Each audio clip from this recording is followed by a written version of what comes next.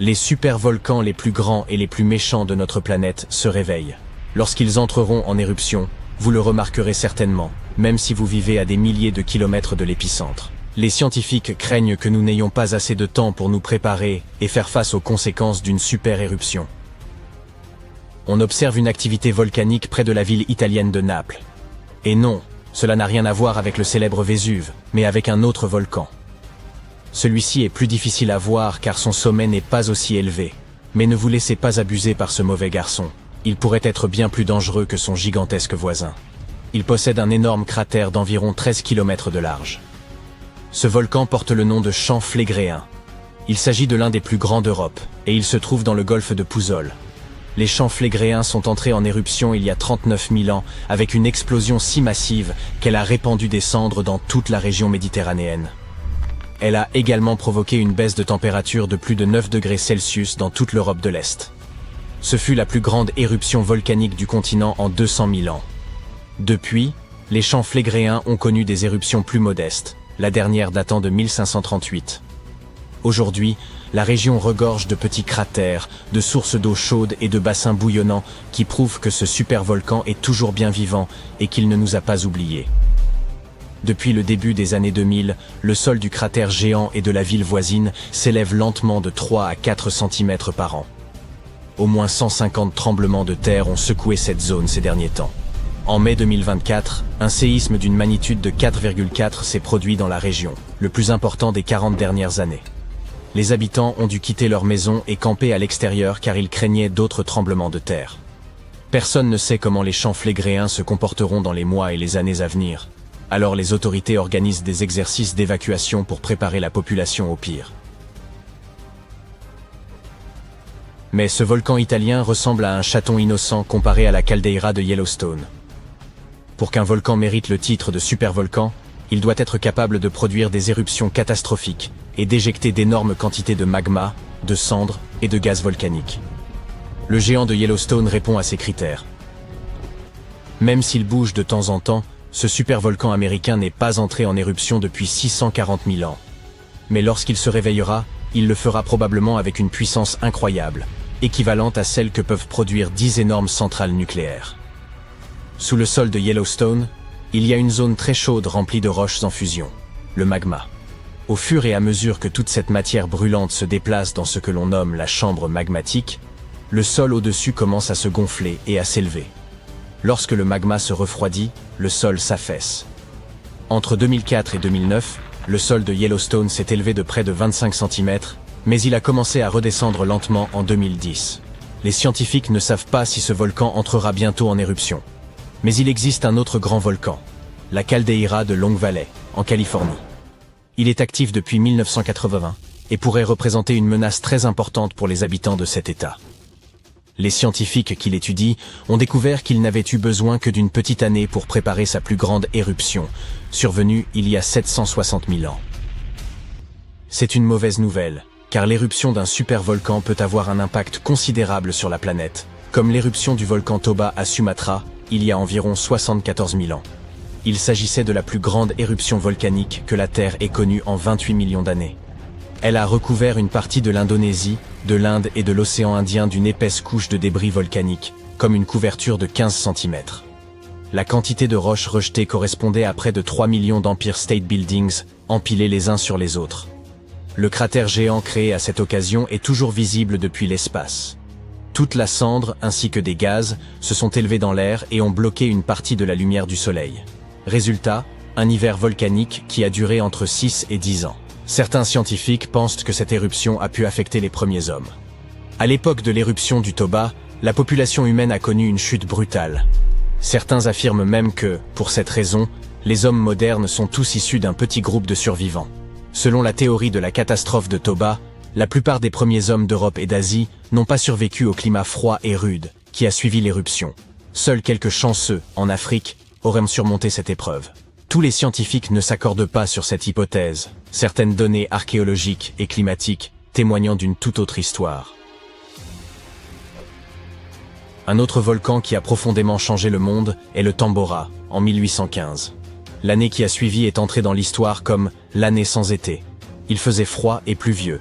Et il y avait de la neige et du gel jusqu'en plein mois d'août, surtout en Europe et en Amérique du Nord. Cela s'explique par le fait que le volcan a rejeté des quantités énormes de dioxyde de soufre dans le ciel. Le gaz s'est ensuite répandu dans le monde entier, ce qui a eu pour effet de refroidir la planète.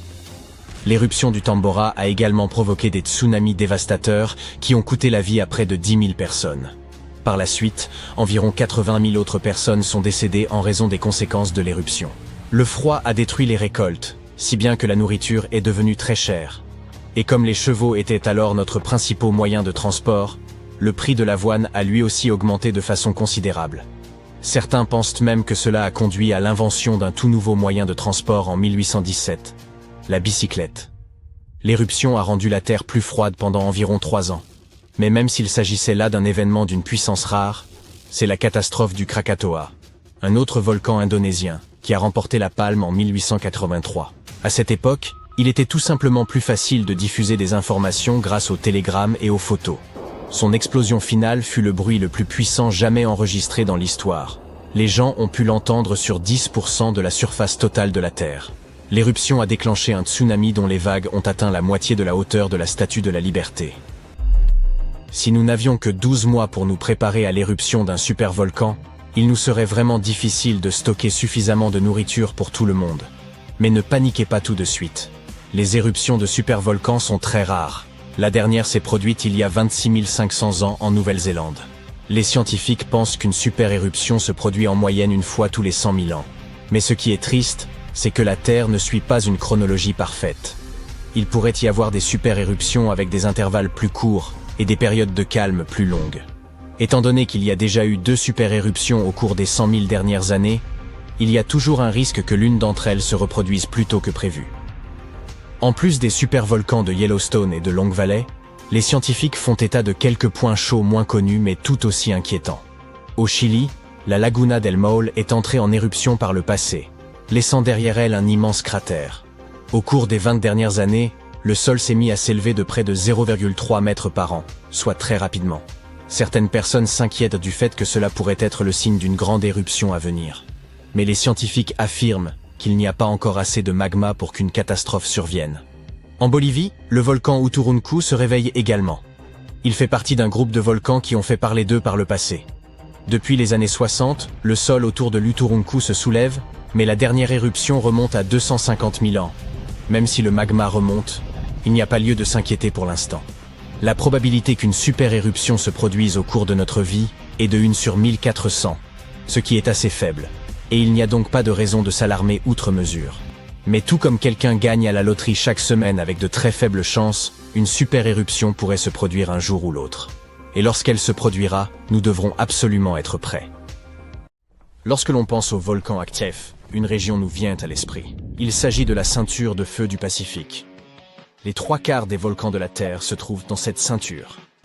Compare cette région à l'Australie, qui n'a aucune activité volcanique. Le vieux continent européen est également calme. C'est en tout cas ce que nous aimons penser. Quel est le volcan le plus actif d'Europe selon toi? Si tu penses à l'Etna, en Sicile, Italie, tu as raison. Ce volcan est entré en éruption environ 200 fois et il a été plutôt agité ces dernières décennies. La dernière fois qu'il a fait parler de lui, c'était en août 2023. Le plus haut volcan méditerranéen est âgé d'un demi-milliard d'années. Mais en Islande, il y a un volcan beaucoup plus jeune.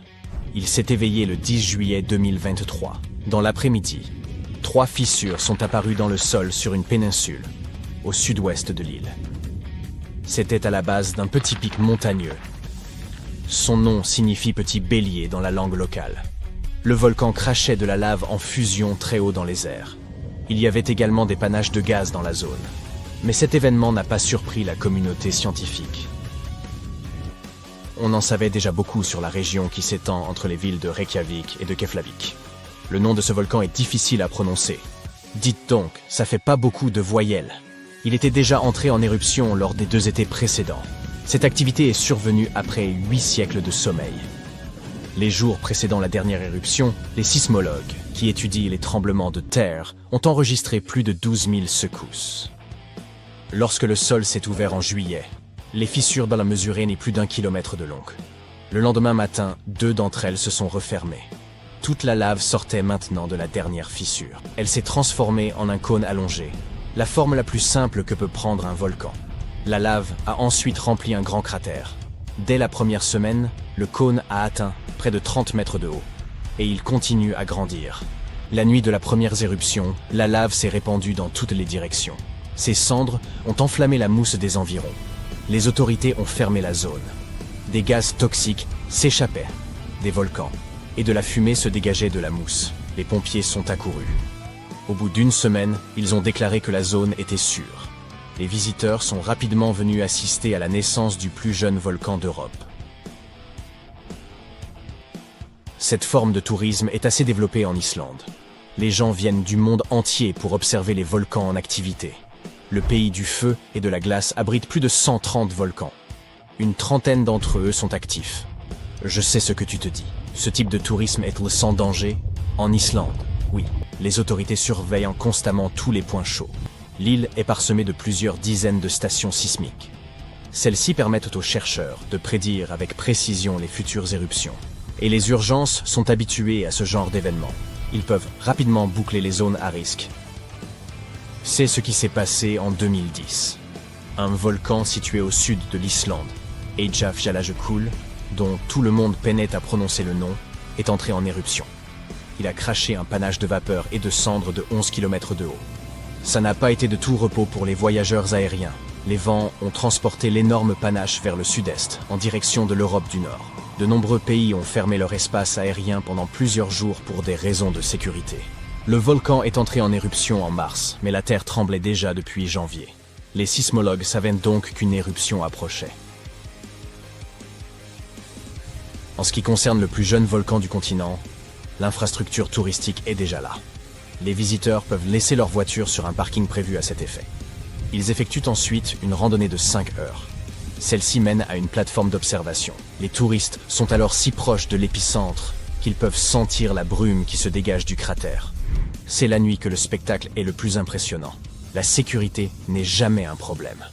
Les scientifiques renouvellent régulièrement la carte des zones à risque. Ainsi, ceux qui suivent les règles n'ont rien à craindre. Plus d'une semaine après le début de l'éruption, une partie du cratère s'est effondrée. La lave s'est écoulée le long de la pente, à l'ouest. Cette majestueuse rivière incandescente, c'est de la lave qui se déplace lentement. Les scientifiques la classent dans la catégorie AHA. C'est un terme hawaïen. Il décrit une lave basaltique dont la surface est rugueuse et cassante. Elle se compose de blocs de lave fragmentés, des pyroclastes. Ils tombent à mesure que la substance s'écoule, laissant apparaître des zones rougeoyantes. Les sections de lave plus froides sont de couleur grise et noire. En avançant, elle émet un bruit de verre brisé. Près d'un mois après l'éruption du nouveau volcan, nous avons obtenu des images d'un phénomène intéressant. Une tornade s'était formée directement au-dessus de la coulée de lave. Ce phénomène s'est produit en raison des températures élevées, 1200 degrés Celsius. Lorsque les conditions sont réunies, une colonne d'air chauffée peut facilement se transformer en mini-tornade. Les scientifiques ont observé un événement similaire lors de l'éruption du mont Kilauea à Hawaï en 2018. Les champs de lave de la deuxième plus grande île d'Europe nous racontent l'histoire de la création de l'Islande. Elle se trouve au-dessus de la zone de jonction des plaques nord-américaines et eurasiennes. Les plaques tectoniques sont d'énormes blocs rocheux de la couche la plus externe de la Terre, la lithosphère. Elle repose sur une couche de roche partiellement fondue. Toute la lave que nous voyons à la surface commence son voyage. Ici, ces plaques flottent donc sur de la roche en fusion. Leurs limites sont instables. Lorsque deux plaques se frottent l'une contre l'autre, elles libèrent d'énormes quantités d'énergie. C'est ainsi que se forment les volcans. Ce sont les points où le magma remonte à la surface. L'Islande s'est formée il y a environ 60 millions d'années. Les plaques tectoniques se sont éloignées l'une de l'autre, dorsale médio-atlantique. Suffisamment de lave s'est accumulée pour créer un sol solide. Cette ancienne roche se trouve aujourd'hui sous les vagues. Lorsque la nouvelle lave atteint la surface et se refroidit, elle repousse la vieille roche du centre de l'île. C'est pourquoi les parties les plus anciennes de l'Islande n'ont pas 60 mais 16 millions d'années. Les champs de lave actifs du pays sont jeunes en termes géologiques. Certains d'entre eux ont moins de 1000 ans. Les scientifiques considèrent l'île comme une zone volcanique des plus sensibles. Près d'un tiers de la lave basaltique qui a atteint la surface de la Terre dans l'histoire documentée depuis le XVIe siècle provient d'éruptions islandaises. Des fissures, comme celles qui ont précédé l'éruption de 2023, couvrent 30% du pays. Pour cette raison, seul un quart de l'île est habité. Les Vikings ont été les premiers à s'installer en Islande au début du Xe siècle. La nature leur a réservé un accueil des plus chaleureux. Quelques années seulement après leur arrivée, en 934, ils ont assisté à l'une des plus grandes éruptions volcaniques de l'histoire. Les Vikings venaient d'une région où il n'y avait pas de volcan. Ils n'avaient donc aucune idée de ce qui se passait. Aujourd'hui, les Islandais sont habitués à de tels événements. C'est une bonne chose car leur patrie vient d'entrer dans une nouvelle ère d'activité volcanique. Les volcanologues pensent que les événements récents marquent dans le début de décennies d'éruptions. La péninsule, Reykjanes, qui abrite le plus jeune volcan de la Terre, se trouve à seulement 27 km au sud-ouest de la capitale. Il est inactif depuis longtemps. Les éruptions actuelles nous rappellent que les processus naturels qui ont créé l'Islande, le volcanisme, se poursuivent encore aujourd'hui. Récemment, nous avons découvert qu'il existe un lien entre les éruptions volcaniques du nord de l'Europe et les glaciers. Notre planète a connu au moins 5 grandes périodes glaciaires. Il s'agit de périodes très longues, au cours desquelles la température moyenne de la Terre chute de manière extrême. Le résultat a été l'expansion des couches de glace, glaciaires, à travers l'Europe du Nord et l'Amérique du Nord. La dernière période glaciaire s'est achevée il y a environ 10 000 ans. Les chercheurs essaient encore de comprendre comment ces périodes glaciaires affectent l'activité volcanique. Ils pensent que c'est le poids de toute cette glace qui perturbe l'écoulement du magma sous la Terre. Lorsque les glaciers se retirent, la pression diminue. La lave peut alors s'écouler plus facilement vers la surface, où elle jaillit.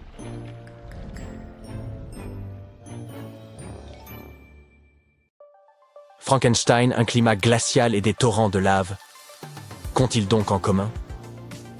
Ils trouvent tous leur origine dans l'éruption du mont Tambora. Ce volcan indonésien a eu un impact si colossal que ses répercussions se faisaient encore sentir en Suisse 1 an plus tard, bien que ces deux endroits soient séparés de plusieurs milliers de kilomètres. Nous pourrions bientôt faire face à un phénomène similaire. Restez à l'écoute, car on va vous dévoiler l'endroit précis où la prochaine éruption est attendue pour 2025. En 1815, le Tambora a connu une éruption d'une force inégalée, projetant un immense nuage de fines particules dans l'atmosphère. Ce voile atmosphérique a réfléchi la lumière du Soleil, provoquant un refroidissement mondial et même l'année sans été de 1816. Les températures ont drastiquement chuté, provoquant des récoltes désastreuses et entraînant des pénuries alimentaires partout dans le monde, exacerbées par de nombreux problèmes de santé.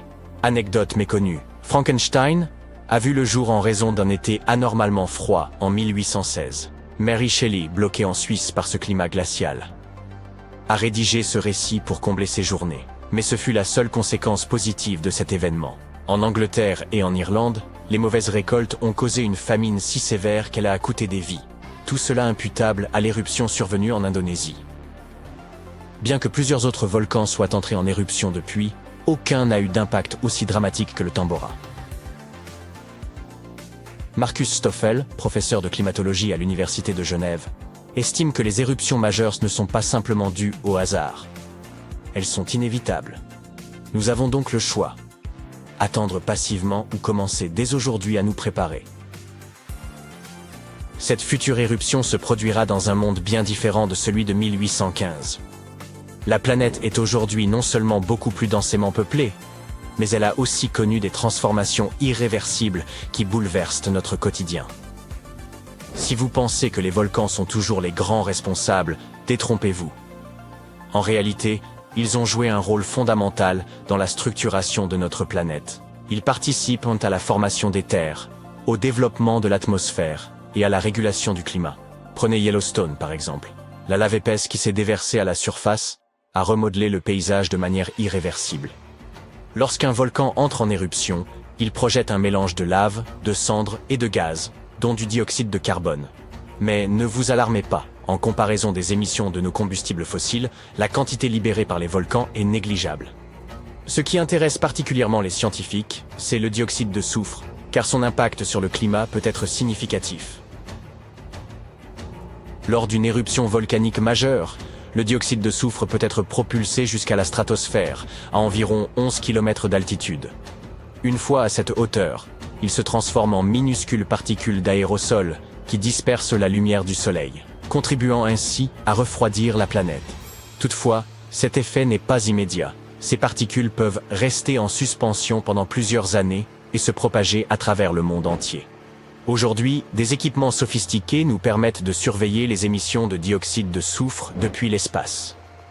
Prenons l'éruption du mont Pinatubo aux Philippines en 1991. Environ 15 millions de tonnes de dioxyde de soufre ont été relâchées. Bien que cette quantité soit considérable, elle reste inférieure à celle du Tambora. Malgré tout, le Pinatubo a abaissé la température mondiale de près d'un demi-degré Celsius pendant plusieurs années, de même que le Tambora en son temps. Cela peut sembler peu, mais en réalité, les conséquences sont loin d'être insignifiantes. Si la température de la planète augmente ne serait-ce que d'un demi-degré, les répercussions sur le niveau des mers pourraient être sérieuses. Les experts estiment que cela pourrait entraîner une hausse allant jusqu'à 20 cm d'ici la fin du siècle, menaçant d'engloutir de nombreuses terres côtières, avec des conséquences dramatiques pour de nombreuses communautés. Une éruption volcanique capable de refroidir la planète pourrait-elle alors s'apparenter à un mécanisme naturel de régulation? Pas tout à fait. Bien qu'une éruption puisse effectivement refroidir la planète, il serait erroné de croire que cela représente le type de rafraîchissement dont nous avons besoin.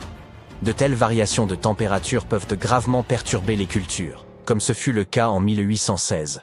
Des recherches montrent également que des éruptions majeures peuvent modifier les régimes de précipitation, entraînant un assèchement des régions de mousson en Afrique et en Asie. La mousson d'été dépend en effet de la différence de température entre la Terre et l'océan, une variable que l'activité volcanique peut altérer. De manière intéressante, un climat plus chaud pourrait intensifier les effets de refroidissement des éruptions. Les spécialistes expliquent que la formation et la dispersion des particules d'aérosol sont influencées par les conditions climatiques. Avec la hausse des températures, une circulation atmosphérique plus rapide peut générer des particules d'aérosol de taille réduite, lesquelles se montrent plus efficaces pour diffuser la lumière solaire et donc renforcer l'effet de refroidissement. Les océans jouent également un rôle dans cette interaction. Lorsque la surface océanique se réchauffe, elle crée une couche stratifiée qui limite le mélange des eaux chaudes et froides. Selon Stoffel, cela pourrait signifier que les éruptions volcaniques refroidissent principalement les couches supérieures de l'océan et l'atmosphère qui les surplombe. De plus, le réchauffement climatique pourrait exercer une influence directe sur les systèmes volcaniques. La fonte des glaces, en réduisant la pression exercée sur la croûte terrestre, pourrait faciliter la remontée du magma et accroître la fréquence des éruptions. En outre, les précipitations accrues, liées au réchauffement, pourraient pénétrer les sols et interagir avec le magma, ce qui pourrait également favoriser les éruptions.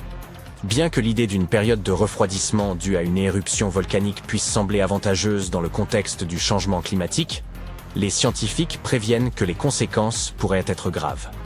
Les répercussions immédiates pourraient s'avérer sévères, notamment pour les quelques 800 millions de personnes vivant à proximité de volcans actifs. Une éruption majeure pourrait anéantir des villes entières. À titre d'exemple, les champs flégréens, situés près de Naples, montrent des signes d'activité croissante et menaçant la sécurité de près d'1 million d'habitants. Si vous passez par l'Oregon, restez vigilants, car les experts estiment que cet État pourrait être le théâtre d'éruptions volcaniques. Cela vous effraie? Rassurez-vous. La situation n'est pas aussi alarmante qu'elle en a l'air. L'Oregon compte plus de 80 volcans, mais aucun de ceux situés à la surface ne suscite d'inquiétude pour le moment. C'est un volcan sous-marin qui pourrait entrer en éruption en 2025. Le mont sous-marin Axial est actuellement le volcan le plus actif du nord-ouest du Pacifique. Mais il demeure largement méconnu du public en raison de sa localisation à environ 500 km des côtes et à plus de 1500 mètres sous la surface. En raison de sa profondeur et de sa distance par rapport à la faille de Cascadia, sa prochaine éruption ne devrait ni provoquer de tsunami ni causer de séismes importants. Les données recueillies lors de ces éruptions pourraient cependant améliorer la surveillance de volcans potentiellement plus dangereux. On pourrait presque parler d'une éruption de courtoisie, n'est-ce pas? Prédire les éruptions demeure une tâche complexe. Nous lisons parfois des titres alarmants annonçant que Yellowstone est sur le point d'entrer en éruption. Faut-il prendre ces affirmations au sérieux? Pas vraiment. Certes, Yellowstone repose sur un supervolcan actif qui a connu 3 grandes éruptions explosives au cours des 2,1 derniers millions d'années. La dernière éruption remonte à environ 70 000 ans, tandis que la plus importante, survenue il y a quelques 631 000 ans, a formé l'immense caldeira de Yellowstone. Nombreux sont ceux qui se demandent si une nouvelle éruption est imminente et, si oui, à quel moment elle pourrait se produire. Heureusement, les scientifiques développent de nouvelles méthodes pour mieux comprendre ces phénomènes. Une étude récente indique qu'il est peu probable que Yellowstone connaisse une nouvelle éruption majeure dans un avenir proche. La raison réside dans la structure du magma sous le parc, qui est fragmenté en chambres distinctes. Bien que des quantités significatives de magma soient encore présentes, elles ne sont pas suffisamment interconnectées pour permettre une éruption. Des recherches antérieures avaient suggéré l'existence d'une immense couche de magma sous Yellowstone, mais les dernières conclusions remettent cette hypothèse en question. Pour mieux comprendre la dynamique souterraine, les chercheurs ont eu recours à la technique de la magnétotellurique, qui exploite les champs électromagnétiques naturels de la Terre au lieu des ondes sismiques. Cette méthode, particulièrement adaptée au magma en raison de sa capacité à bien conduire l'électricité, permet de cartographier efficacement la roche en fusion et de mieux appréhender l'activité souterraine dans les régions volcaniques. Grâce à la magnétotellurique, les chercheurs ont pu dresser une carte détaillée du magma sous Yellowstone, les aidant ainsi à affiner leurs prévisions sur les futures éruptions. Mais que se passerait-il si une éruption de l'ampleur de celle du Tambora survenait à nouveau? Cela provoquerait un véritable chaos climatique. Bien que les plus grands savants cherchent activement une solution à ce scénario, ils n'en ont pas encore trouvé, ce qui signifie que nous ne sommes pas vraiment prêts pour un second Tambora. Pour l'instant, toutefois, nous pouvons être rassurés. Aucune éruption majeure n'est prévue. Ouf! À première vue, il semble que nous vivions sur un radeau géant appelé continent, qui flotte sur de la lave en fusion en attendant de percuter un autre continent. Mais arrêtons-nous un instant dans un cours de sciences de niveau lycée. Notre planète ressemble à un gâteau, avec différentes couches d'ingrédients empilées les unes sur les autres, le noyau, le manteau et la croûte de la Terre. Où est-ce le glaçage? La pâte à gâteau du dessus représente la croûte terrestre, composée de 3 types de roches savoureuses, ignées, sédimentaires et, dites-le avec moi, métamorphiques. Ces roches se forment de différentes manières, par exemple à partir de lave solidifiée ou de dépôts de particules et de minéraux. La croûte est ce sur quoi nous nous tenons. Elle abrite nos continents, nos océans et tout ce que nous voyons autour de nous. Vient ensuite le manteau, c'est-à-dire la couche qui se trouve juste en dessous de la croûte. Nombreux sont ceux qui pensent que le manteau n'est autre que de la lave, mais ce n'est pas tout à fait vrai. Tout comme vous mélangez différents ingrédients dans votre pâte à gâteau, le manteau est constitué de différents types de roches qui bougent et se déplacent en permanence.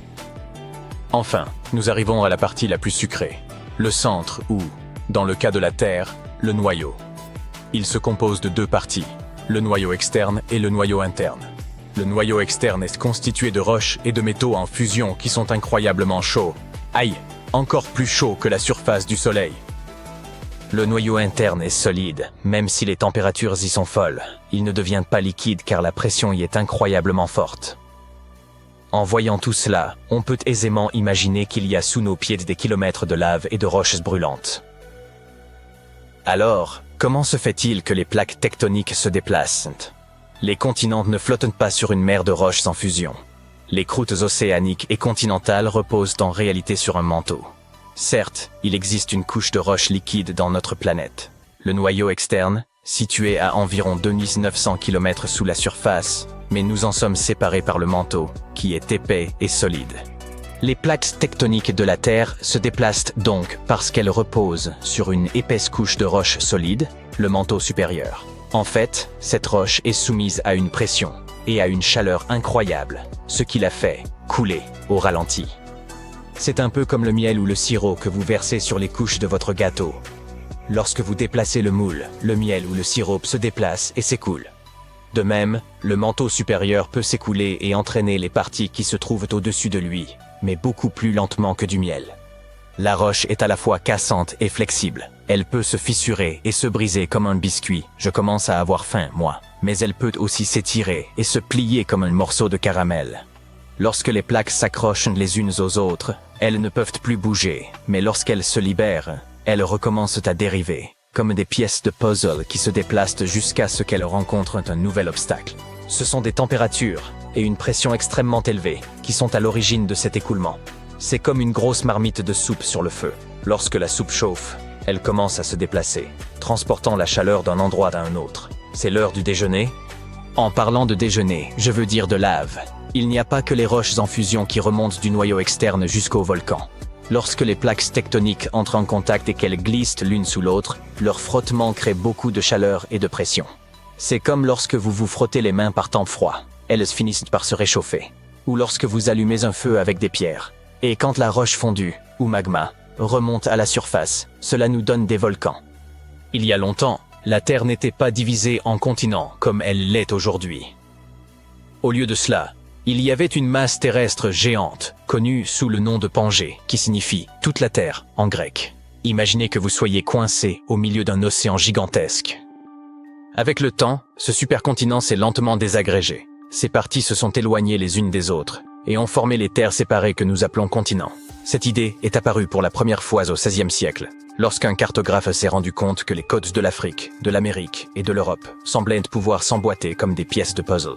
Plus tard, des chercheurs se sont aperçus que la composition rocheuse de ces côtes était similaire, ce qui signifie qu'elles faisaient autrefois partie d'une masse géante, et ils ont appelé cela la théorie de la dérive des continents. Au début, les gens étaient plutôt sceptiques, car ils se demandaient comment des terres aussi massives pouvaient bouger. Aujourd'hui, nous serions tous en mesure de l'expliquer, n'est-ce que pas? La croûte terrestre est donc divisée en quelques très grandes plaques et en de nombreuses autres plus petites. Elles sont toutes en mouvement, même si c'est au ralenti. Nous ne pouvons pas le sentir et nous ne verrons aucun changement particulier au cours de notre vie. C'est un processus qui dure des centaines de millions d'années. Lorsque les plaques se déplacent, elles interagissent les unes avec les autres de manière fascinante. Par exemple, lorsque deux plaques entrent en collision, l'une peut être poussée sous l'autre, ce qui contribue à créer une zone de subduction. Au fil du temps, c'est ainsi que l'on obtient des choses intéressantes comme des îles volcaniques, des fosses et même des chaînes de montagnes. Les plaques ont apparemment commencé à se déplacer il y a environ 3 à 5 milliards d'années. Il leur a fallu un certain temps pour se regrouper et former le premier supercontinent dont nous avons connaissance, le dénommé Ur. Aujourd'hui, ces vestiges constituent des parties de Madagascar, de l'Inde et de l'Australie. La Pangée a vu le jour il y a 335 millions d'années. Mais ce ne sera probablement pas le dernier supercontinent à se former. Ainsi, dans un avenir lointain, de nouvelles générations pourraient vivre sur ce que l'on appelle la Pangée prochaine. Lorsque la croûte océanique de l'Atlantique prendra lentement sa place sous la croûte continentale, le bassin océanique de l'Atlantique se refermera, ce qui explique que les continents finiront par se rapprocher. Cela signifie que les Amériques rencontreront l'Afrique et que l'Eurasie sera renversée sur le côté. Les hommes pourront donc vivre sur une masse continentale géante en forme d'anneau, regroupée autour de la mer intérieure, ou du moins de ce qu'il en reste. Ou bien les continents prendront une autre direction et formeront un autre puzzle, appelé l'amassis. Dans ce scénario, les Amériques dériveront vers l'ouest, fusionneront avec l'Australie et pivoteront vers la Sibérie. Et ce n'est pas tout. La Novo-Pangée est le scénario dans lequel les Amériques se rejoignent pour embrasser l'Antarctique et l'Australie, tandis que l'Afrique s'éloigne vers le nord-ouest. En fait, tous les continents se rejoignent pour former une masse continentale géante qui s'étend d'un pôle à l'autre. Vous en voulez encore? Alors c'est parti. Il existe aussi l'hypothèse de l'Orica, qui est similaire à la Novo-Pangée. Seulement, ici, tous les continents s'unissent pour former une terre gigantesque qui se concentre autour de l'équateur. Un bel endroit où vivre, avec un soleil permanent et d'interminables journées à la plage. Et qui sait quel genre de fossés, de montagnes, d'îles et autres beautés géologiques magnifiques nous obtiendrions avec ce supercontinent géant. La Pangée s'est disloquée il y a environ 175 millions d'années. Lorsque les océans Atlantiques et Indiens ont commencé à s'élargir vers l'est, la ceinture de feu s'est formée. Il s'agit d'un tracé qui longe l'océan Pacifique, où les tremblements de terre sont fréquents et les volcans actifs. L'Eurasie n'a pas pu franchir cette frontière et continuer à se déplacer vers l'ouest. Désormais, l'Eurasie peut se déplacer latéralement le long de la ceinture de feu. Les zones de subduction agissent en quelque sorte comme une barrière qui oblige les plaques tectoniques à progresser dans des directions différentes. Ainsi, l'Eurasie pourrait éventuellement entrer en collision avec les Amériques et former quelque chose de semblable à l'Amazie. Comme j'aimerais m'asseoir confortablement avec des pop-corn pour assister à ce magnifique spectacle, mais cela ne se produira pas avant au moins 50 millions d'années. Je pressens que je ne serai plus là à ce moment. Différentes théories évoquent différentes possibilités pour le prochain supercontinent. Mais il semble qu'il se situera probablement quelque part dans la zone polaire, autour de ce que nous appelons aujourd'hui l'océan Arctique. Bear, ce n'est pas ma tasse de thé. Ramenez-moi le soleil. Non, j'ai une meilleure idée. À table. Waouh! La surface de la Terre tremble. De longues fissures ouvrent le sol. Des rivières de lave dévalent rapidement les pentes. Un bruit assourdissant emplit l'air. Des roches et autres débris sont propulsés partout. Des nuages de gaz et de cendres volcaniques recouvrent le ciel. Ce n'est pas l'intrigue d'un film catastrophe à grand spectacle. C'est ce qui se passe lorsque des supervolcans décident d'entrer en éruption. Mais ce n'est probablement pas le scénario qui se déroulera lorsque le plus grand volcan du monde, le Mauna Loa, décidera de terminer sa longue sieste. En 2021, les scientifiques étaient persuadés que cela arriverait bientôt. Mais jusqu'à présent, rien. La sismicité du volcan continue d'augmenter, puis de revenir à la normale. Mais on ne sait jamais quand ce géant va enfin se réveiller. C'est pourquoi les experts surveillent l'activité géologique de la plus grande île d'Hawaï depuis un bon moment. La grande île d'Hawaï est composée de 5 volcans, dont le plus actif de la planète, le Kilauea, et le plus grand, le Mauna Loa. Ce mastodonte représente presque la moitié de la masse terrestre de l'île. Et ce que la lave du Kilauea émet en une journée, le Mauna Loa peut le cracher en 20 minutes. C'est ce qu'il a fait en 1984. Alors que le petit frère du Mauna Loa fait des caprices depuis un moment, le géant sommeille depuis sa dernière éruption. Mais très récemment, l'Observatoire volcanologique d'Hawaï a enregistré plus de 200 mini-séismes sous le Mauna Loa. Cela signifie probablement une augmentation du flux de magma en dessous. Le volcan est donc peut-être en train de se réveiller, ou pas. Si le Mauna Loa entrait soudainement en éruption, les coulées de lave pourraient atteindre l'océan et les endroits les plus peuplés et touristiques, comme Captain Cook, et ce très rapidement, en quelques heures seulement. En 1984, la dernière fois que le volcan est entré en éruption, la lave est arrivée jusqu'à la banlieue de Hilo, de l'autre côté de l'île. C'est là que se trouve un campus de l'université d'Hawaï. Heureusement, les habitants ont eu quelques semaines d'avance pour se préparer à la catastrophe. De nos jours, les habitants ont des sacs spéciaux prêts à l'emploi contenant les affaires les plus importantes, notamment leurs documents et de l'argent. Ces précautions peuvent s'avérer utiles en cas d'évacuation d'urgence. Même si la plupart des éruptions du Mauna Loa n'ont jusqu'à présent touché que la zone du sommet, plusieurs d'entre elles ont envoyé de la lave jusqu'à l'océan. Et on ne sait jamais quelle sera la puissance de la prochaine éruption. Maintenant, quelle est la plus haute montagne sur Terre? Le mont Everest? Ça dépend. Du fond de la mer au sommet, le Mauna Loa est plus haut de 300 mètres que le célèbre pic himalayen. Le volcan est si grand qu'il fait littéralement s'affaisser sous son poids la plaque du Pacifique sur laquelle il repose.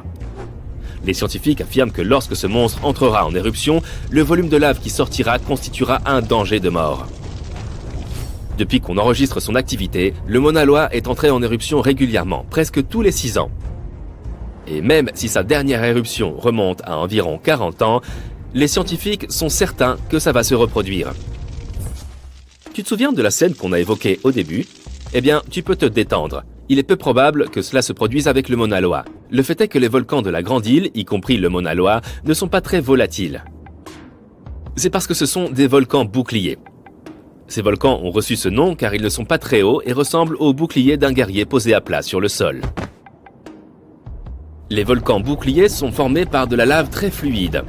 Elle se déplace plus loin et forme des coulées beaucoup plus fines que la lave éjectée d'un stratovolcan, qui est de forme conique et haute, comme le tristement célèbre Krakatoa en Indonésie. Donc, si, ou plutôt quand, le Mauna Loa entrera en éruption, il n'y aura probablement pas de nuages de cendres ni de tonnes de débris. La chose la plus dangereuse sera la lave. Comme le Mauna Loa est un volcan bouclier, la lave est extrêmement fluide et volumineuse, ce qui lui permet de s'écouler loin et vite. À l'aide des cartes théoriques des évents, les experts de l'Observatoire volcanologique d'Hawaï ont établi des cartes des coulées de lave possibles. Ils s'inquiètent de la concentration de tremblements de terre à des taux élevés. Cela signifie probablement que la lave est en mouvement sous la surface. 500 à 600 tremblements de terre par jour sont une raison sérieuse d'être en état d'alerte. D'un autre côté, cela ne signifie pas nécessairement une catastrophe ou une éruption inévitable. Il y a une dizaine d'années, plusieurs tremblements de terre qui se sont produits en même temps ont signalé que quelque chose se passait sous le Mauna Loa. Mais aucune éruption n'a eu lieu. Au lieu de cela, la moitié du volcan s'est déplacée un peu vers le sud. Ainsi, il a probablement donné plus de place au magma pour rester sous la surface. Maintenant, revenons à l'éruption catastrophique que nous avons évoquée au début de la vidéo. C'est souvent ce qui arrive lorsqu'un supervolcan entre en éruption. Ce sont des volcans qui ont eu au moins une fois une éruption avec un indice d'explosivité volcanique de niveau 8, qui est le plus haut de l'échelle. Les supervolcans sont souvent très grands et démunis de cônes. C'est parce qu'ils sont généralement les restes de gigantesques chambres magmatiques qui se sont enflammées, laissant derrière elles une caldeira. On les trouve généralement au-dessus des points chauds. Les supervolcans peuvent produire des super éruptions. Et lorsqu'ils le font, ils soufflent plus de 1000 km3 de cendres, de roches fondues et de gaz chaud dans les airs. En d'autres termes, 4 super éruptions pourraient remplir le Grand Canyon à ras-bord. Les supervolcans se forment lorsque des volumes gigantesques de magma brûlant tentent de s'échapper des profondeurs du sous-sol. Ce magma s'élève près de la surface, mais ne parvient pas à percer la croûte terrestre. C'est pourquoi un énorme bassin pressurisé de magma bouillonnant se rassemble à une profondeur de quelques kilomètres seulement. La pression ne cesse d'augmenter car davantage de magma essaye d'atteindre la surface, jusqu'à ce que, boum, une super éruption se produise. La super éruption la plus récente s'est produite en Nouvelle-Zélande. Et quand on dit récente, c'était il y a environ 26 500 ans. C'est à ce moment-là qu'un supervolcan situé sous la surface du lac Taupo a craché dans l'air plus de 1250 km3 de cendres et de pierres ponces. Imagine que 500 000 grandes pyramides de Gizeh s'envolent en même temps. C'est dire à quel point cette éruption était incroyablement puissante. Mais le plus excitant et le plus déroutant dans cette éruption, c'est que le volcan Taupo ne s'est pas simplement éteint comme beaucoup d'autres. Au début, tout se passait comme d'habitude. Plus de 800 km3 de magma s'étaient accumulés sous la surface. Et la pression était de plus en plus élevée. Mais après que la roche s'est fissurée et que la première partie de la lave s'est précipitée hors du cratère, quelque chose a mal tourné et le supervolcan a fait une pause. Seulement quelques mois plus tard, l'éruption désastreuse a fait trembler le sol. Et des milliers de tonnes de lave, de roches et de cendres se sont envolées dans l'atmosphère. Le schéma d'éruption inhabituel du Taupo déroute encore les scientifiques. Mais l'ère des supervolcans n'est pas terminée. Le plus tristement célèbre d'entre eux est probablement celui du parc national de Yellowstone. Ce géant génère au moins 3 éruptions méga puissantes, et qui sait combien de plus petites. Si ce monstre entrait en éruption aussi fortement qu'il y a 2,1 millions d'années, il cracherait plus de 2450 km3 de matière rougeoyante. À titre de comparaison, ce volume équivaut à 65 millions de coupoles du Capitole de Washington DC, empilées les unes sur les autres. Toutefois, les scientifiques sont sûrs que le Yellowstone ne présente aucun danger de nos jours. Pour qu'une éruption se produise, le magma à l'intérieur doit être fondu à au moins 50%. Or, dans le cas de la caldeira de Yellowstone, ce chiffre n'est que de 5 à 15%. Mais bien sûr, le Yellowstone n'est pas le seul supervolcan de notre planète. Il y a aussi le Taupo de Nouvelle-Zélande, que tu connais déjà, la caldeira d'Aira au Japon, la Long Valley en Californie, le Toba en Indonésie. Chacun d'entre eux peut un jour produire une super éruption. Il y a aussi plusieurs supervolcans potentiels qui n'ont pas encore mérité ce nom, car ils n'ont jamais produit quoi que ce soit qui ressemble à une super éruption. Par exemple, en 1883, le volcan indonésien Krakatoa a explosé. La puissance de l'éruption a déchiré les parois du volcan, et de l'eau de mer froide s'est engouffrée dans ses entrailles en fusion. La différence de température a fait exploser le volcan dans un boom assourdissant. on l'a clairement entendu à 3000 km de là, en Australie. Cela a valu à l'explosion le titre de son le plus fort de l'histoire.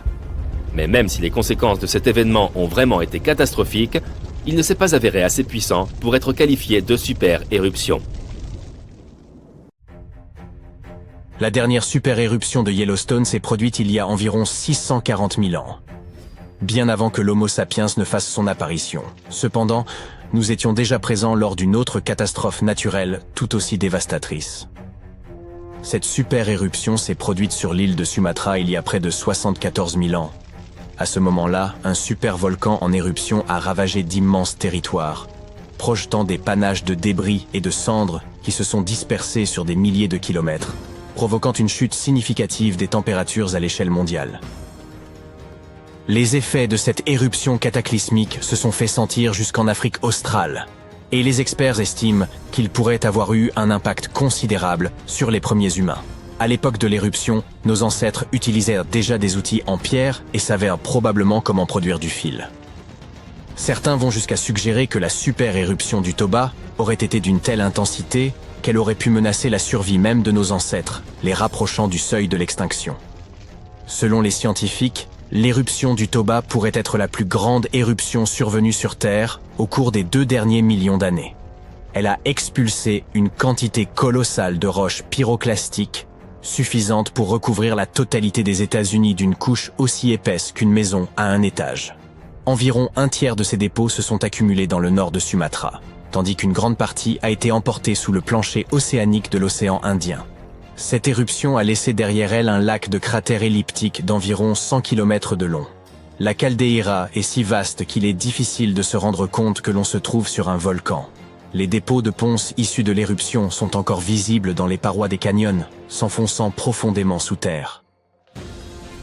Bien que le volume de ponce et de cendres impliqués dans cette catastrophe fasse l'objet d'un consensus, les experts restent incertains quant à la quantité exacte de soufre qui a été libérée dans l'atmosphère. Certaines couches de soufre présentes dans les glaces polaires pourraient bien être le résultat d'une telle libération.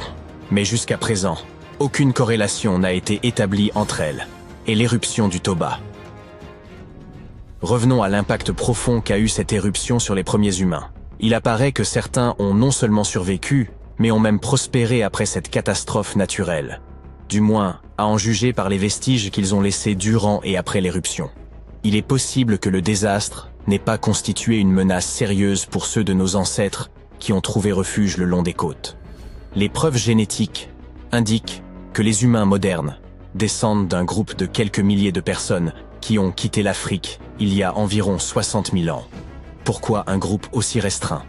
Selon certains spécialistes, la majorité de nos ancêtres aurait pu être anéantie par l'éruption du Toba.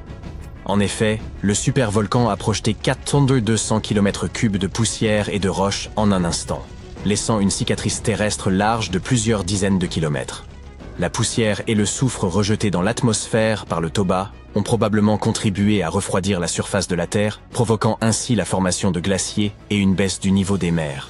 Étant donné l'importance potentielle du rôle de Toba dans l'évolution humaine, les chercheurs ont intensifié leurs efforts pour comprendre précisément comment les premiers humains ont réagi à cette catastrophe.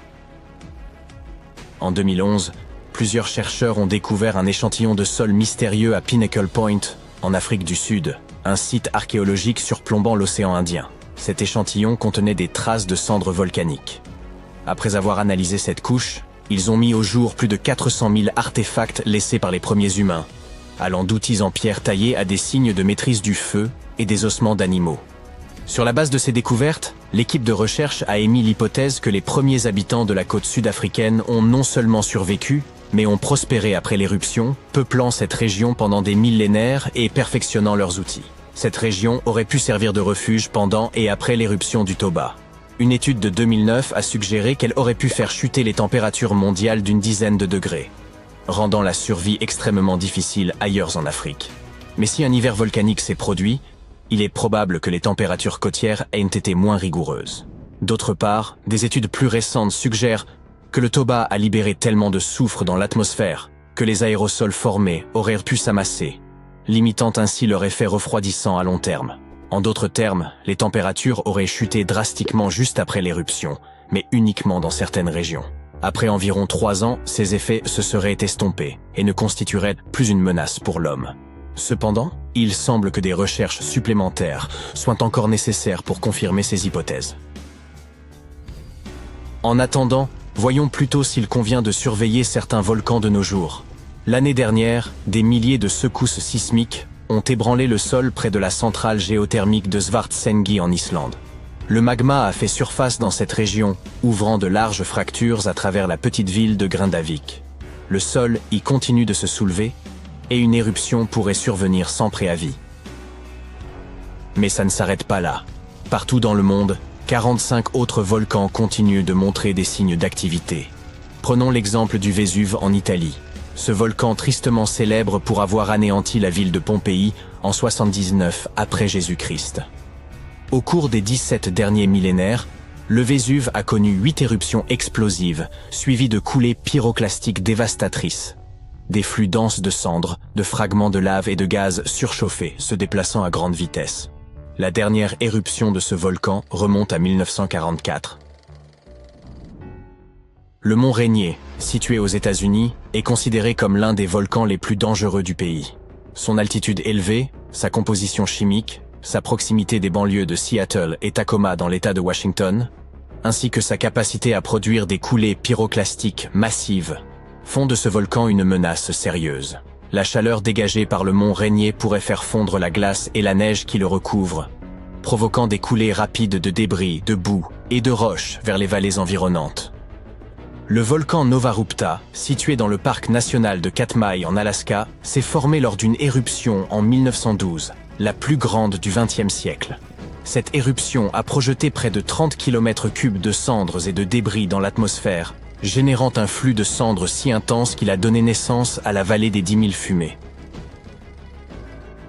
Le Pinatubo, situé dans une région densément peuplée des Philippines, est devenu tristement célèbre après une terrible éruption en 1991, la deuxième plus grande du XXe siècle. Plus de 700 personnes ont péri lors de cette catastrophe naturelle. Aujourd'hui, plus de 21 millions de personnes résident à moins de 100 km du Pinatubo. Le mont Agung, un volcan indonésien en activité continue, a connu sa dernière grande éruption en 1963. Cet événement fut l'une des éruptions les plus tragiques de l'histoire du pays. Pendant 11 mois, le volcan a déversé des cendres et des coulées pyroclastiques, causant la mort de plus de 1000 personnes et d'importants dégâts matériels. Des panaches de cendres ont été observés au-dessus du volcan tout au long de l'année 2018, à la suite de l'éruption de novembre 2017.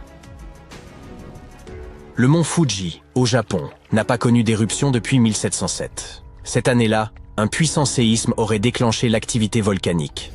En 2014, des experts ont mis en garde contre un risque accru d'éruption du Fuji, suite au séisme de magnitude 9 qui a secoué le Japon en 2011. Selon eux, ce tremblement de terre aurait augmenté la pression sous la montagne. Lors de l'éruption de 1707, une telle quantité de cendres et de débris a été projetée dans les airs que Tokyo a été touché. Si le Fuji devait entrer en éruption à nouveau, cela pourrait affecter plus de 25 millions de personnes dans les régions environnantes. L'éruption du mont St. Helens, dans l'État de Washington, en 1980, a été l'un des événements volcaniques les plus dévastateurs de l'histoire des États-Unis. 57 personnes et des milliers d'animaux ont péri lors de cette catastrophe naturelle. L'éruption a également ravagé environ 520 km² de forêt. Les experts estiment que l'historique des éruptions massives du mont St. Helens rend de futures catastrophes inévitables. Une prochaine éruption explosive pourrait disperser de grandes quantités de cendres à travers le nord-ouest du Pacifique. C'est pourquoi ce volcan est étroitement surveillé. Le mont Merapi, l'un des volcans les plus actifs d'Indonésie, est en éruption depuis des siècles. Selon la NASA, le principal danger de ce volcan réside dans ses coulées pyroclastiques, qui peuvent se propager sur de vastes zones et mettre de nombreuses vies en péril.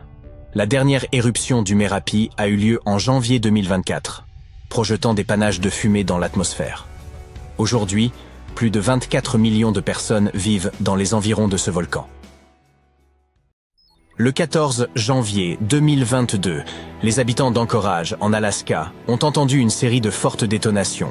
Elles se sont poursuivies pendant près d'une demi-heure. Ainsi qu'ils l'ont découvert plus tard, la source des détonations se trouvait à près de 9650 km de là, dans l'archipel des Tonga, dans le sud de l'océan Pacifique.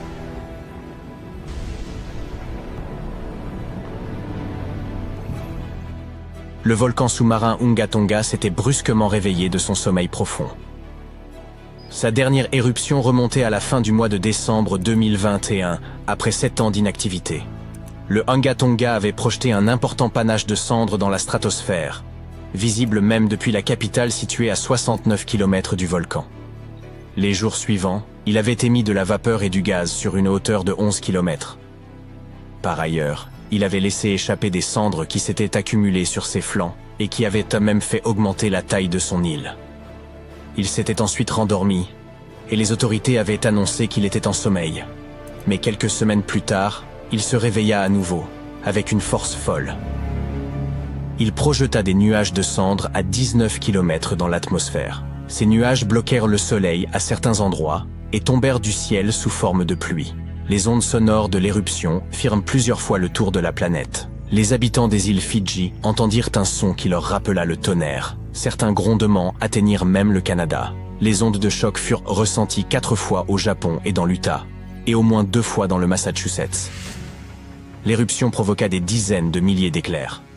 Elle déclencha également un méga tsunami de plusieurs centaines de mètres de haut. Il endommagea des bâtiments et des infrastructures, tels que des câbles sous-marins. Ces vagues extrêmes se propagèrent jusqu'à la côte californienne, et une marée inhabituellement haute se produisit le long des côtes pacifiques du Canada. Les scientifiques ont par la suite étudié les données sismiques pour comprendre les causes d'une éruption aussi massive.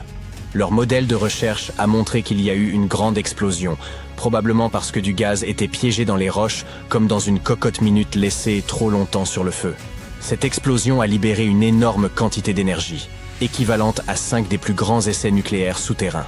Cet incident est survenu dans une zone peu profonde de la mer, où les roches remplies de gaz abondent. Normalement, lorsqu'un volcan entre en éruption, ces fumées provoquent un refroidissement temporaire à la surface de la Terre. Mais l'éruption du Unga Tonga était différente. Elle n'a pas produit beaucoup de fumée, mais a libéré une énorme quantité de vapeur d'eau, l'équivalent de 60 000 piscines olympiques. La chaleur intense de l'éruption a transformé de grandes quantités d'eau de mer en vapeur, qui a ensuite été projetée dans l'atmosphère.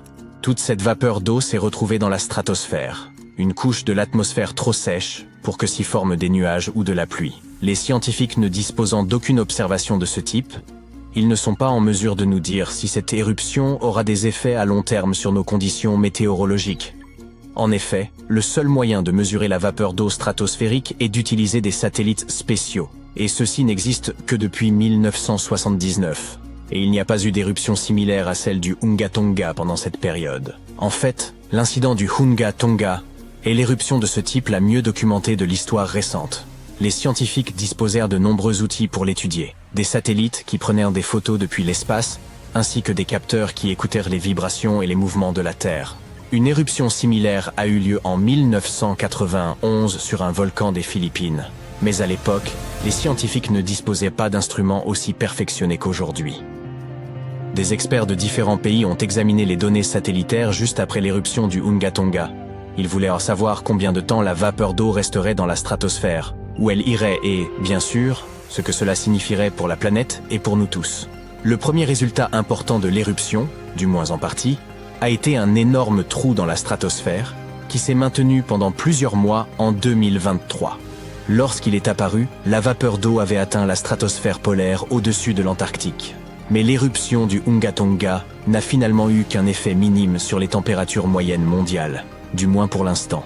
Espérons qu'il ne répétera pas l'histoire du Tambora, dans l'actuelle Indonésie. Il y a plus de 2 siècles, en 1815, ce méchant volcan est entré en éruption et a provoqué une année sans été. L'année suivante, l'hiver a été exceptionnellement froid et humide en Europe et en Amérique du Nord. Il y a également eu des tsunamis catastrophiques qui ont détruit des maisons et qui ont coûté la vie à 10 000 personnes, et 80 000 autres sont tombés malades à la suite de ces événements. Il est impossible de manquer un événement comme l'éruption du Unga Tonga ou du Tambora, mais certains volcans sous-marins sont découverts par accident. Une passagère d'un vol commercial qui regardait par le hublot au-dessus de l'océan Pacifique a vu une tache d'une couleur étrange sur l'eau. Elle a pensé qu'il pouvait s'agir d'une nappe de pétrole ou de pierres ponces flottantes, signe indicateur d'une éruption volcanique récente. Elle a décidé d'envoyer une photo de cette zone à un géologue. Et c'est ainsi que les scientifiques ont découvert l'un des plus grands volcans du monde, le Havre. Il se cache à environ 900 mètres sous la surface. En 2012, ce volcan a connu une éruption massive qui a duré environ 98 jours. De la lave brûlante s'est écoulée de 14 cheminées différentes autour de son cratère en forme de demi-cercle. Le Havre n'est qu'un des nombreux systèmes volcaniques recouverts par des milliers de mètres d'eau.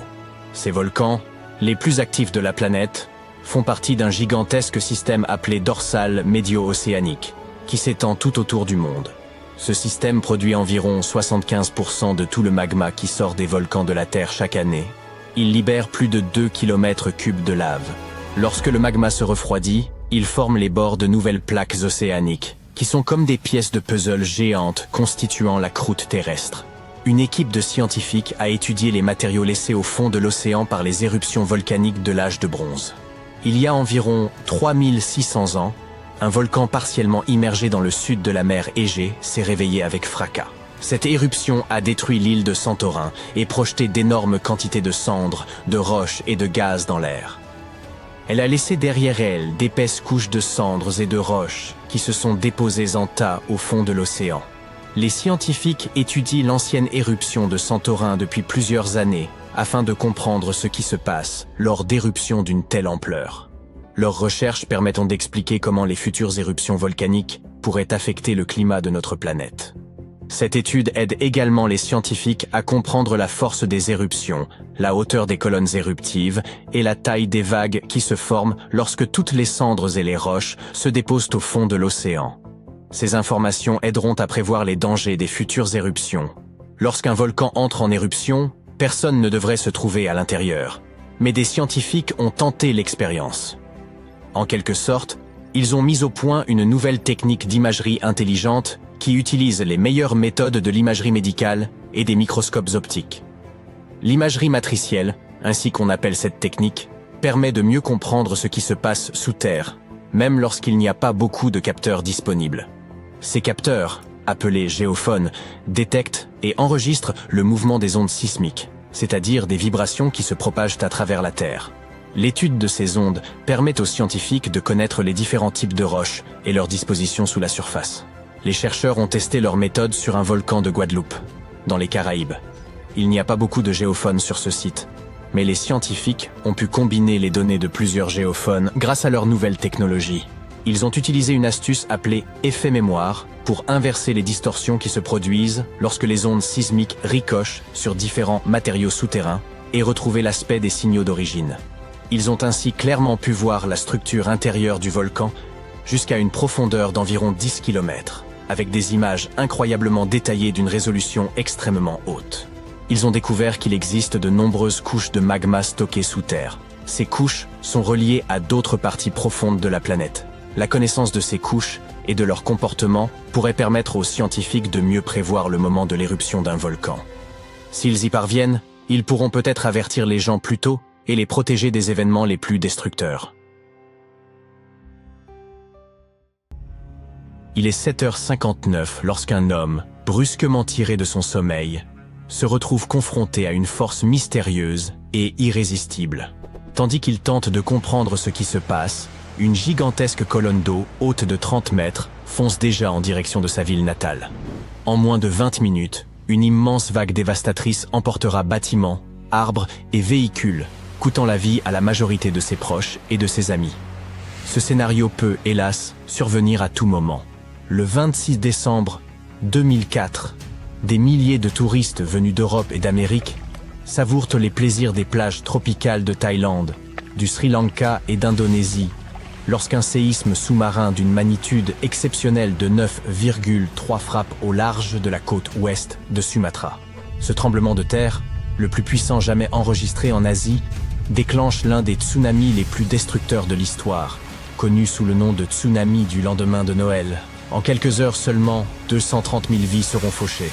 La ville de Banda Aceh, située sur l'île de Sumatra en Indonésie et peuplée de 260 000 habitants, se trouve au plus près de l'épicentre. Moins de 30 minutes après la secousse, d'énormes vagues, atteignant la hauteur d'un immeuble de 10 étages, déferlent sur la ville. Plus de 60 000 personnes périssent sur le champ, et les destructions sont si catastrophiques que presque personne ne survit dans la trajectoire des flots. Ensuite, le tsunami s'abat sur la Thaïlande. Les vagues, traversant l'océan Indien à la vitesse fulgurante de 800 km/h, atteignent les côtes de Phang Nga et de Phuket environ 90 minutes après le séisme. Malgré ce laps de temps considérable, ni les habitants ni les touristes ne sont préparés. Nombreux sont ceux qui, intrigués par le recul inhabituel de la mer, s'avancent sur la plage pour observer le phénomène avant d'être submergés par une muraille d'eau. Ce jour-là, près de 5400 personnes, dont 2000 touristes étrangers, perdront la vie en Thaïlande. 1 heure après avoir frappé la Thaïlande, le tsunami atteint le sud-est de l'Inde, près de Chennai. Des vagues chargées de débris s'enfoncent sur plusieurs kilomètres dans les terres, emportant plus de 10 000 vies. Au Sri Lanka, la situation est encore plus dramatique. Plus de 30 000 personnes succombent, tandis que des centaines de milliers d'autres se retrouvent sans abri. La puissance exceptionnelle du tsunami se manifeste même à une distance considérable. 8 heures après le séisme, il fait ses dernières victimes en Afrique du Sud, à 8000 km de l'épicentre. Là-bas, des vagues imprévisibles prennent les nageurs au dépourvu. Les travailleurs du Centre national d'alerte au tsunami attribuent de l'ampleur de cette destruction à l'extraordinaire puissance du séisme. Celui-ci est issu d'une faille de subduction, où des plaques océaniques denses glissent sous des plaques continentales plus légères. Ces failles, parmi les plus vastes du globe, se situent sous les océans. Le tremblement de terre de 2004 a fracturé une étendue de 1500 km entre les plaques indiennes et australiennes, à une profondeur de 50 km sous le fond marin. En outre, au lieu de se limiter à une secousse brève, le séisme a duré 10 minutes, libérant une énergie colossale.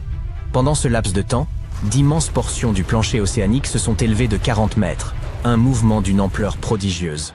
Ce déplacement soudain a généré des vagues gigantesques qui se sont propagées à travers l'océan, semblables aux cercles formés par un galet lancé dans l'eau. Toutefois, les vagues de tsunami n'ont rien de comparable à celles dont raffolent les surfeurs. Ces vagues ressemblent plutôt à une rivière tumultueuse en crue, submergeant tout sur son passage. Être pris dans ces eaux déchaînées rend presque toute chance de survie illusoire. Si les courants ne vous entraînent pas sous la surface, les débris emportés par les flots le feront. Cela explique pourquoi, lors des séismes, les blessés sont nombreux et les pertes humaines relativement moindres. À l'inverse, les tsunamis causent bien plus de morts que de blessés, car survivre à une telle catastrophe est extrêmement difficile. Les tsunamis dévastateurs comme celui de 2004 sont rares, ce qui explique pourquoi l'Inde et le Sri Lanka ne connaissaient pas de précédents similaires. Ce manque d'expérience, associé à l'absence de système d'alerte, a rendu les conséquences encore plus dramatiques. Les populations, éloignées de l'épicentre, n'ont pas ressenti le séisme. Privées de signes avant-coureurs, d'alerte officielle ou de mémoire historique, elles ont été prises au dépourvu lorsque les vagues ont ravagé ces zones côtières densément peuplées. L'océan Pacifique, le plus vaste de la planète, est le théâtre principal des séismes et des tsunamis. Des raz-de-marée localement destructeurs frappent cette région environ tous les 1 à 2 ans. En effet, 76% des tsunamis meurtriers enregistrés se sont produits ici. Par ailleurs, 99% des victimes de tsunamis sont liées à des événements locaux ou régionaux qui surviennent plus fréquemment et touchent les zones côtières avec une rapidité redoutable. Une question demeure toutefois, un tsunami aussi dévastateur que celui du 26 décembre pourrait-il se reproduire? La réponse est malheureusement complexe. Un système d'alerte a été mis en place dans l'océan Indien pour prévenir les nations côtières des tsunamis potentiels. Cependant, le comportement humain reste un obstacle majeur. Cela a été illustré lors d'un test grandeur nature en 2012, lorsque de nombreux habitants de Banda Aceh, en Indonésie, ont ignoré les tours d'évacuation malgré une alerte au tsunami. Il semble que l'expérience ne suffise pas toujours à ancrer les bonnes réactions. Le réseau d'alerte de l'océan Indien repose sur des capteurs de pression sous-marins situés près des failles tectoniques. Ces capteurs enregistrent les variations et transmettent les données à des bouées de surface, qui relayent ensuite ces informations par satellite vers des centres de contrôle terrestres. Les autorités analysent les données et décident si des alertes doivent être émises ou s'il faut prononcer l'évacuation. Aceh, situé sur l'une des failles les plus actives du monde, a adopté des mesures de sécurité supplémentaires. Des sirènes ont été installées dans les villes côtières, les habitants reçoivent des alertes sur leur téléphone et des tours d'évacuation en béton armé, capables d'abriter 500 personnes, servent de zones sécurisées spécialement conçues pour les situations d'urgence. Pour évaluer la préparation des populations, les autorités ont organisé un exercice d'évacuation en 2009. 18 pays de l'océan Indien ont participé à cette simulation d'un puissant séisme, mobilisant des milliers de communautés côtières, et les responsables ont conclu à la réussite de cet exercice. Le premier véritable test du système est survenu en avril 2012, lorsqu'un séisme sous-marin de magnitude 8,6 à l'ouest d'Aceh a déclenché des alertes au tsunami. Bien qu'aucune vague significative ne se soit formée, cet événement a mis en lumière des lacunes majeures. De nombreux habitants ont négligé les tours d'évacuation et choisi de fuir en voiture ou à moto, provoquant d'immenses embouteillages dans la ville. Cela a laissé certaines personnes coincées dans des zones à haut risque en cas de tsunami. La situation était chaotique, au point que certains ont même pris la décision de retourner sur la plage à la recherche de signes d'un tsunami. Une très grave erreur. Il reste donc encore beaucoup à faire pour améliorer les chances de survie face au tsunami. Ce qui est essentiel cependant, c'est d'en reconnaître les signes avant-coureurs. Cela commence par de violentes secousses terrestres. De puissants séismes dans les zones côtières peuvent déclencher des tsunamis. Si vous constatez que l'eau de la plage se retire à une vitesse inquiétante, exposant le fond marin, les récifs et des poissons échoués, partez immédiatement. Des sons inhabituels provenant de l'océan peuvent aussi constituer un avertissement. Un bruit fort et rugissant, comparable à celui d'un train ou d'un moteur à réaction, peut aussi signaler l'arrivée d'un tsunami. Si vous remarquez l'un de ces signes, il est crucial de ne pas attendre les ordres officiels d'évacuation. Quittez immédiatement les zones basses et dirigez-vous vers des terrains plus élevés. Si vous êtes à la maison, assurez-vous que tous les membres de votre famille soient informés de la situation et suivez les consignes des autorités. Gardez également à l'esprit que les tsunamis d'origine locale peuvent frapper en quelques minutes, ce qui exige une réaction rapide. Pour un tsunami plus lointain, il est possible d'avoir davantage de temps pour évacuer. Si vous ne pouvez pas vous éloigner suffisamment, trouvez refuge dans des bâtiments élevés en béton armé. Évitez les petites constructions ou les habitations situées dans des zones basses, où les risques sont accrus. Si vous êtes en mer, restez au large, car les tsunamis sont moins dangereux en eau profonde. Il est donc essentiel d'éviter de revenir au port lorsqu'une alerte au tsunami est en cours. Si vous êtes déjà au port, consultez les autorités portuaires pour obtenir des consignes. Et si vous avez la possibilité de vous diriger vers des eaux profondes, faites-le calmement. Pour les propriétaires de petites embarcations, il peut être préférable de quitter le bateau et de chercher refuge en hauteur. Et, par-dessus tout, privilégiez votre sécurité en gagnant un terrain plus élevé plutôt que de sauver vos biens. Pour les habitants des zones côtières, certaines précautions peuvent être prises à l'avance pour protéger vos biens. Étant donné que la majorité des vagues de tsunami mesurent moins de 3 mètres, vous pourriez envisager de surélever votre maison afin de limiter les dégâts. Vous pouvez également consulter un ingénieur afin d'en évaluer la solidité et de la renforcer si nécessaire. Enfin, n'oubliez pas de sécuriser les dépendances et d'installer des clôtures qui permettront aux animaux de se réfugier en hauteur. La plus grande région volcanique sur Terre n'est pas en Afrique ni au Japon, mais sous la glace de l'Antarctique. Les scientifiques ont découvert 138 volcans dans sa partie occidentale, et si jamais ils se déchaînent, vous le remarquerez sûrement. Ils pourraient y faire fondre d'énormes quantités de glace qui se déverseraient dans l'océan, en augmenteraient le niveau et rendraient notre planète inhabitable pour les humains. Mais avant que vous ne fassiez vos bagages pour vous envoler vers une autre planète, écoutez-moi. Actuellement, seulement 2 des volcans de l'Antarctique sont officiellement classés comme actifs.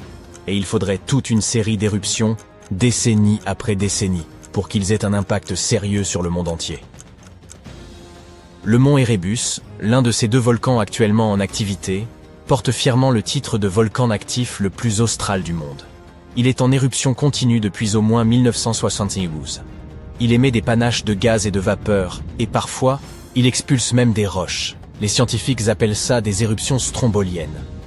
L'une de ses caractéristiques les plus impressionnantes est un lac de lave, situé dans l'un de ses cratères sommitaux, avec des matériaux en fusion à la surface. De tels lacs sont assez rares, car certaines conditions sont nécessaires pour que leur surface ne gèle jamais. Le second volcan actif est l'île de la Déception, une masse de terre en forme de fer à cheval. C'est la caldeira d'un volcan actif qui est entré en éruption pour la dernière fois il y a plus de 50 ans. Les scientifiques qui le surveillent disent qu'il ne devrait pas se réveiller de sitôt. L'Antarctique est également le théâtre de régulières fumerolles. Il s'agit d'émanations de gaz et de vapeurs volcaniques. Dans les conditions adéquates, les crevasses peuvent expulser suffisamment de matériaux pour ériger des tours de glace de 3 mètres de haut. Les scientifiques surveillent les volcans de l'Antarctique avec des sismomètres qui se mettent en marche lorsque la Terre commence à trembler à cause de l'activité volcanique. Parfois, ils utilisent également des technologies plus complexes, mais les opérations sont toujours difficiles en raison de la distance de cette région polaire et des moyens qu'il faut mettre en œuvre pour s'y rendre. C'est pourquoi personne ne peut prédire quand l'un des volcans du continent, actuellement endormi, entrera en éruption. Nous pourrions savoir à quoi ressemblerait un tel réveil si nous analysions ce qui s'est passé il y a près de 20 000 ans. Mais le faisons-nous? L'un des volcans endormis de l'Antarctique, le mont Takahe, a autrefois connu une série d'éruptions et émis une bonne quantité d'halogène riche en ozone. Certains scientifiques disent que ces événements ont réchauffé l'hémisphère sud. Les glaciers auraient commencé à fondre, et cela aurait contribué à mettre fin à la dernière ère glaciaire. Pour que ces événements se répètent, il faudrait à nouveau une série d'éruptions avec émission d'halogène provenant d'un ou de plusieurs volcans se trouvant au-dessus de la glace. C'est un scénario peu probable, mais comme cela s'est déjà produit dans le passé, ce n'est pas complètement impossible. Quant aux volcans cachés sous une épaisse couche de glace, on pense que leur gaz aurait du mal à atteindre l'atmosphère. Cependant, ils seraient suffisamment puissants pour faire fondre d'énormes cavernes et produire d'importantes quantités d'eau de fonte. La nappe glaciaire de l'Antarctique occidental est humide et n'est pas attachée à sa base. Cette eau de fonte agirait donc comme un lubrifiant et mettrait rapidement en mouvement la glace qui la recouvre. Le volume d'eau qu'un volcan de cette taille pourrait produire ainsi n'est rien, comparé au volume de glace qui le surplombe. Ainsi, une seule éruption ne ferait pas de différence. Cependant, avec plusieurs éruptions de volcans situés près ou sous les grands courants de glace de l'Antarctique occidental, ce serait une autre histoire. Ces courants de glace sont des rivières qui transportent une grande partie de l'eau de l'Antarctique vers l'océan. Si elles modifiaient leur vitesse et apportèrent des quantités inhabituelles d'eau dans l'océan, son niveau monterait. À mesure que la glace deviendrait de plus en plus fine, il y aurait de plus en plus d'éruptions. Les scientifiques appellent ça un effet d'emballement. Un phénomène similaire s'est produit en Islande. Le nombre d'éruptions volcaniques a augmenté lorsque les glaciers ont commencé à reculer à la fin de la dernière période glaciaire. Pour que des changements massifs se produisent, il semblerait donc que plusieurs volcans situés au-dessus de la glace et contenant des gaz riches en halogène doivent devenir actifs dans un laps de temps assez bref et rester puissants pendant des dizaines voire des centaines d'années. L'Antarctique contient environ 80% de toute l'eau douce du monde. Et si toute cette glace fondait, le niveau global des mers augmenterait de près de 60 mètres. Et nous n'aurions plus qu'à chercher une nouvelle planète où vivre. Mais ce scénario est peu probable. Il est plus probable que des éruptions sous-marines lubrifient les flux de glace et envoient des masses d'eau dans l'océan. Mais ce ne serait pas la fin du monde. Un supervolcan extrêmement puissant et furieux pourrait y parvenir, et cela s'est déjà produit par le passé. Il y a plus de 200 millions d'années, le monde a connu une transformation majeure, avec non pas une, ni deux, mais 4 éruptions volcaniques massives. La province magmatique centra-atlantique s'est trouvée en éruption continuelle pendant 600 000 ans. C'était à Wrangellia, une grande masse de terre et jadis un volcan supermassif s'étendant sur ce qui est aujourd'hui le territoire de la Colombie-Britannique et de l'Alaska. Mais ce n'est ni la lave ni les cendres volcaniques qui ont dévasté l'environnement. L'éruption a fait exploser les niveaux de carbone. La planète n'a plus jamais été la même après ça. Cette activité volcanique aurait permis aux dinosaures de devenir les géants que nous avons découverts dans Jurassic Park. Elle aurait déclenché une saison des pluies de 2 millions d'années et rendu la planète chaude et humide. Les dinosaures ont adoré. Les chercheurs ont creusé profondément dans les couches sédimentaires, sous un ancien lac en Asie pour découvrir ses secrets. Ils ont trouvé des traces de cendres volcaniques et de mercure, des signes évidents de ces éruptions. Ils ont également pu confirmer les grandes augmentations des niveaux de dioxyde de carbone. Cela aurait rendu l'atmosphère torride, et la pluie s'est mise à tomber abondamment. La mauvaise nouvelle, c'est qu'une autre éruption comme celle-ci pourrait se produire. Le supervolcan situé sous le parc national de Yellowstone dort depuis près de 70 000 ans. Mais s'il se réveillait, ce serait bien plus catastrophique que l'éruption du mont St. Helens en 1980. On la considère comme l'éruption volcanique la plus désastreuse de l'histoire des États-Unis. Elle s'est produite après 2 mois de tremblements de terre et d'injections de magma, qui ont affaibli puis détruit toute la face nord de la montagne. La colonne éruptive s'est élevée à plus de 24 000 mètres dans l'atmosphère et a répandu des cendres sur 11 États américains et plusieurs provinces canadiennes. Et la dernière éruption de Yellowstone fut 1000 fois plus grande que celle-ci. Le sol de Yellowstone repose sur un point chaud, composé de roches fondues et semi-fondues. Ce magma s'écoule au-dessous du parc, à environ 8 km de profondeur, et fait s'enfler le sol comme un ballon. Mais lorsque le magma refroidit, le sol retourne à son état habituel. Les volcanologues surveillent cette activité depuis un siècle. Ils ont remarqué que le sol s'était soulevé d'environ 25 cm il y a une vingtaine d'années, mais que depuis 2010, il redescendait. Les experts disent que nous n'avons pas à craindre de grandes éruptions prochainement. La fin du monde n'est donc pas pour demain. Mais une certaine activité souterraine retient actuellement l'attention des scientifiques. Comme les humains n'ont pas été témoins de tout ce qui a pu se passer à Yellowstone, il est plutôt difficile de dire avec certitude ce qui se mijote là-dessous. Yellowstone a connu quelques grandes éruptions au cours des quelques derniers millions d'années. Elles se sont produites avec une grande régularité, avec des intervalles de 6 à 800 000 ans. La dernière grande éruption a eu lieu il y a environ 640 000 ans, et elle a véritablement remodelé tout le paysage, dispersant des cendres et des débris jusqu'en Louisiane. Il est toujours possible d'en voir les conséquences dans la caldeira de Yellowstone. Les experts disent qu'une éruption massive comme celle-ci est un scénario peu probable. Il est plus probable que nous assistions à des éruptions de vapeur et d'eau chaude ou, au pire, à des coulées de lave. Mais quand et avec quelle force cela se produira reste un mystère pour les scientifiques.